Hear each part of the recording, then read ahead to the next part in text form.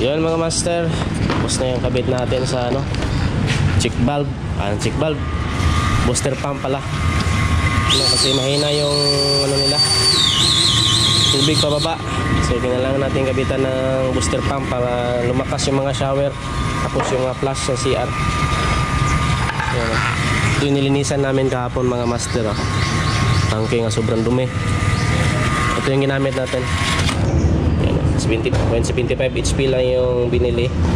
Tapos ito yung bleeder nya na tangke, 19 yung volume nya. Yan. So yun, sa mga nagkakabit, ito siya. Simple lang yung kabit natin. May union, tapos may backwash na pang bull bulb, or may kakabit pa dito na susunod na linya. Dito na sila attach. Yan. Kita niyo yan sa mga piping, may mga union. Kasi yan yung maganda para pag turbo ng motor, kubarin lang to. Tapos simple yung check valve natin, pinakamalaga, kasi kung wala to, pabalik-balik yung tubig, yung motor natin patay sindi kung wala ito. So kailangan to. Yung ginamit namin dito is ano, swing check valve yung ginamit namin.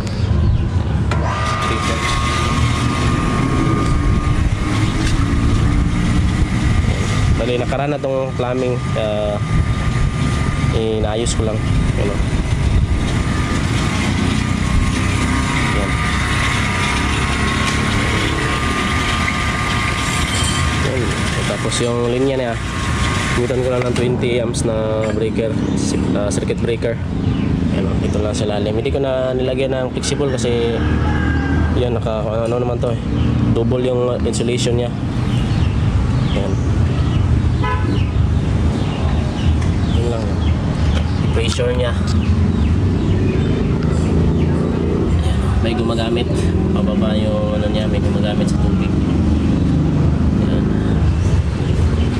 Yun lang, ito na namin dinaan taas.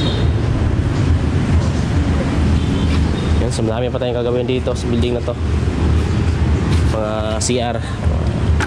Vlog ko din yung mga ano nasa CR, sa mga flash, problema na sa flash. Yan, mga flash kit nila. Ito yung isang problema nila. Yan.